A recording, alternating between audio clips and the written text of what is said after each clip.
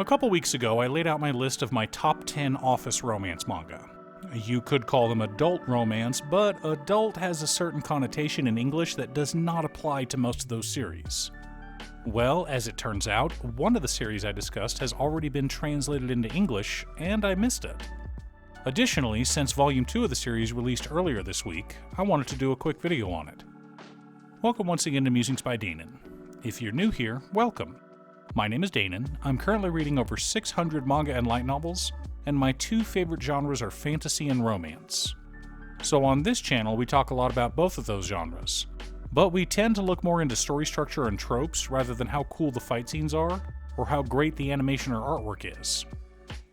Which brings me to the subject of today's video, I have a crush at work. Before we get started, I'd like to quickly ask you to like and subscribe. It really does help the channel, and it's free. With that out of the way, let's get into the video. Most romance stories start out with a will they, won't they vibe. Maybe it's an enemies to lovers story. Maybe it's a friendship blossoming into a burning passion. Maybe it's love at first sight. Or maybe our couple is already dating. I Have a Crush at Work starts out as the latter, but later on in the series we get flashbacks showing that when they first met, our now happy couple was anything but cordial. In fact, others in their respective departments refer to them as archenemies. In the first chapter of this delightful series, our couple is already dating. For how long? Just 2 days. So they are a brand new couple. They're still figuring out how to handle things and how to hide things at work. You see, they've also decided to keep the fact that they're dating a secret. Tateshi Masugu works in the accounting department and is a stickler for the rules.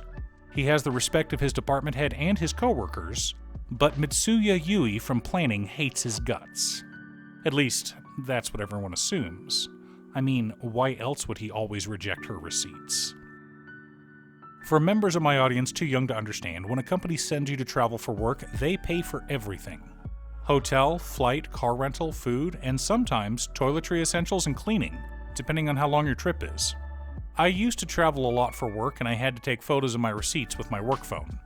I was given a per meal limit on my spending and was only allowed to tip a certain amount, so waiters, if someone only tips you 15%, that's probably why.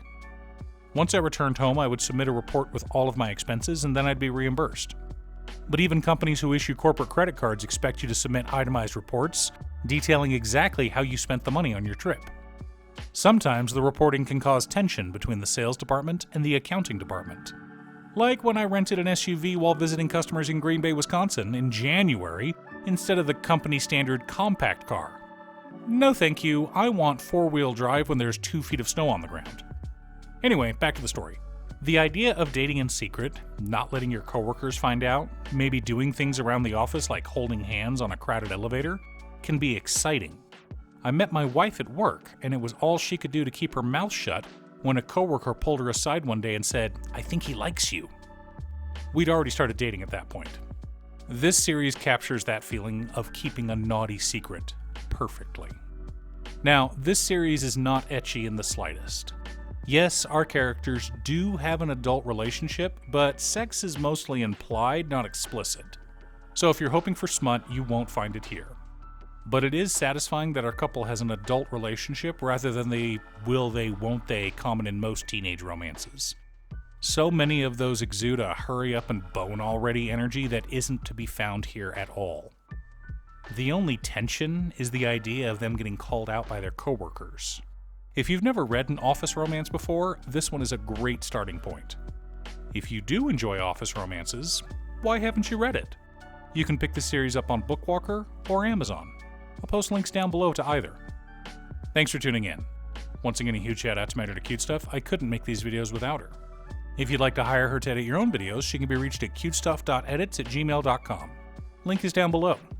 If you're looking for ways to support the channel directly, you can head on over to patreon.com/Danon. There are several tiers to choose from. You can pick an anime or manga for me to do a video about, or you can join our monthly manga club. I also want to give a quick shout out to all of my patrons: Waffles, Jiraiya, Danny, Muffins, Marcus, Squishy, Brett, Roxy, Sean, Pob Zombie, Mark, Borgie, Nazwin, Pedro, Tom, Cole, Mitch, Detroff, Rally, Frank, Alix, Alex, Julio, Michael, Valeri, Apricot, Slowpoke, and Conga. You guys are awesome.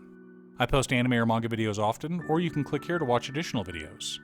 Again, thanks for watching, and I'll see you all again next time on Musings by Danon.